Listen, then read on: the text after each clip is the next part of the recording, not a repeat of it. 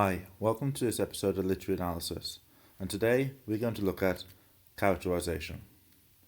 When we often think about our favourite books, we often don't remember the passages or words that the writer said. Rather, it gets blurry and fades. Instead, we often remember the characters in those books. One way to understand how writers develop these memorable characters is by looking at characterization. Quite simply, characterization is the construction of a character in a text. It's the ways in which the writer represents a character's personality.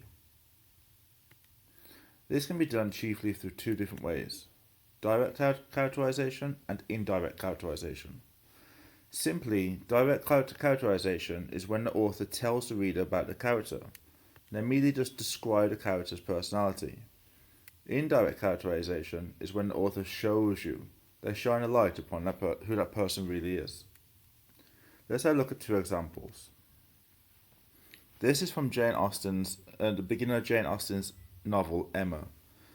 She says, Emma Woodhouse, handsome, clever, and rich, with a comfortable home and a happy disposition, seemed to unite some of the best blessings in existence. Here, Austen isn't showing us anything about Emma, she's simply telling us what she's like. In the same novel later on, we see this passage. I may have lost my heart, but not my self-control. This is an example of dialogue from Emma, where she's revealing her determined sense of personality through the words that she says. So in the first example, we can see that Jane Austen is describing Emma's personality. In the second example, we can see that she's showing her personality. Steel is a perfect tool that we can use in order to understand characterization in a text. Quite simply, it's an acronym that stands for speech, thoughts, effects on others, actions, and looks. Let's take a look at these a little bit deeper. We're going to look at an example of The Great Gatsby. The Great Gatsby is a very famous text from American literature, and it describes one of the most iconic characters in all of literature in general. Just for some context, The Great Gatsby was written in the 1920s, which was an important time in America. People were still dealing with the traumas of World War One. The economy was booming, there was an advancement in technology, and women gained more freedoms. However, culturally, America was becoming more decadent and materialistic. A lot of these traits can be seen in the character of Jay Gatsby, the protagonist of the story. Speech. When we're looking at speech, we can ask ourselves these two questions. What is the character saying, and how are they saying it? These two questions will help us understand who that character really is. Let's take an example from The Great Gatsby. James Gatsby often refers to people as old sport. For example, he says to Nick, the narrator, "Good morning, old sport. You're having lunch with me today, and I thought we'd ride together." By addressing people as old sport, Gatsby comes across as being charismatic. He comes across as being appealing and friendly and very affable. But he also gives an impression of wealth. He's trying to develop this character who is upper class and very wealthy. Next, let's have a look at thoughts. The questions we need to ask here is, what does the character think, and how does the character feel? By tracking the character's thoughts and feelings, we get to build a bigger picture of who that character really is. Another example. Daisy, this is Gatsby's love interest, put her arm through his abruptly, and he seemed absorbed in what he had just said. Possibly, it had occurred to him that the colossal significance of that light now vanished forever. Compared to the great distance that had separated him from Daisy, it had seemed very near to her, almost touching her. It had seemed as close as a star to the moon. Now it was again a green light on a dock. His count of enchanted objects had diminished by one. Here in this passage, the narrator is describing Gatsby's possible thoughts when he finally gets the woman of his dreams. Gatsby's thoughts here are that the things that um, which he gave significance to in regards to who his love interest was has now diminished. This is saying that he no longer feels the same way about the objects in his life in his house now that he finally has Daisy in his life.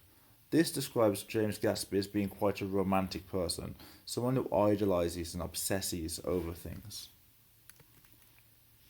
Effects on others. Here are some questions we can ask is how do others react to the character? How does a character make other people feel? A good example from a text is the gossip that occurs around Gatsby's name. During one of the great parties that Gatsby throws for his friends, neighbours, and acquaintances, there are a lot of rumours about who Gatsby is. In this passage, we can see such rumours being spread. They say he's a nephew of a cousin of Kaiser Wilhelm. That's where all his money comes from. Really? She nodded. I'm scared of him.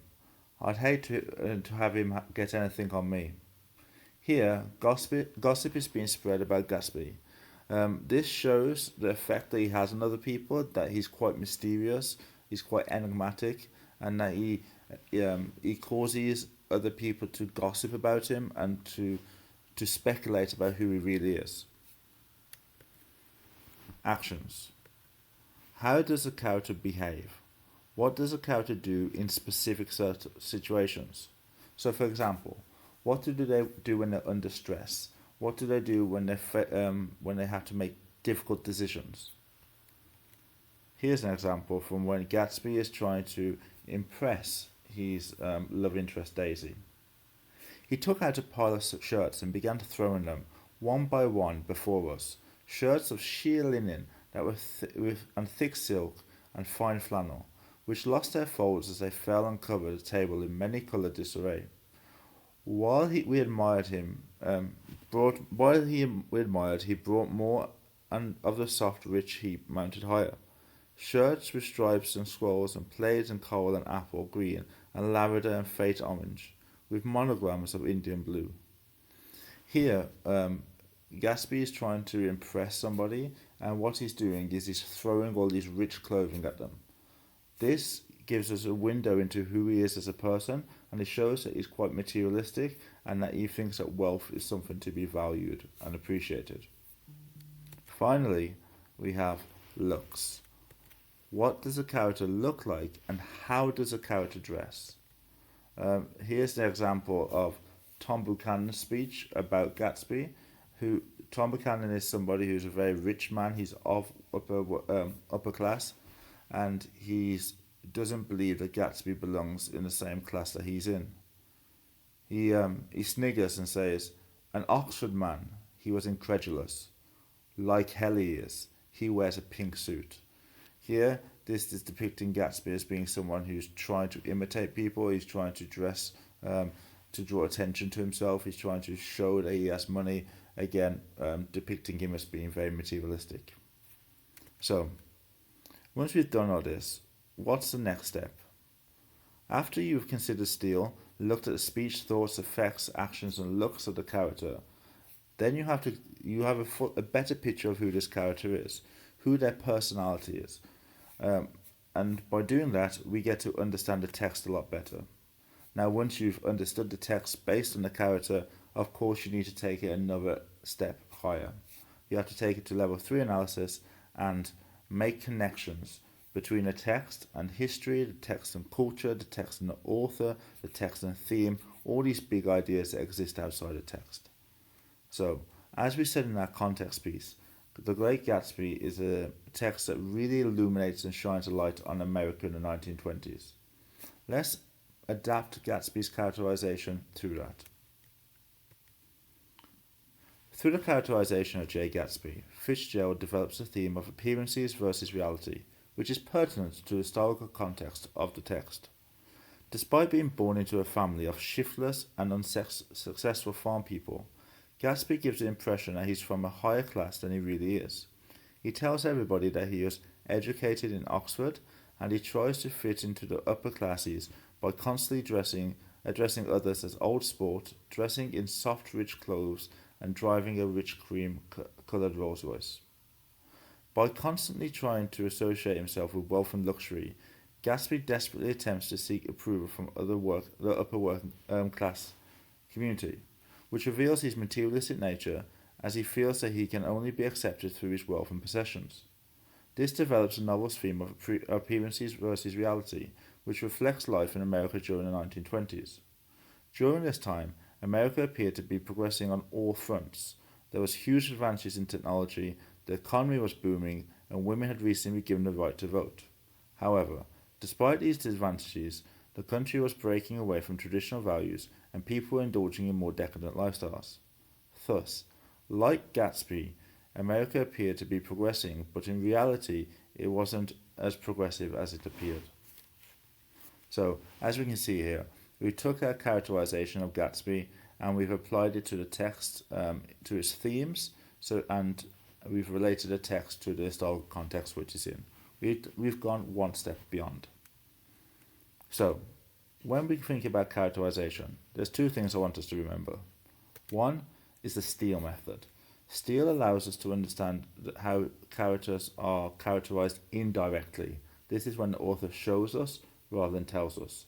This can be done through speech, thoughts, effects on others, actions, and looks. Finally, I want us to remember that we have to take it a step further. Once we've seen how the character is characterized, we need to connect that character to the text and then the text to a larger thing, a theme, context, culture, social issues, the author, etc.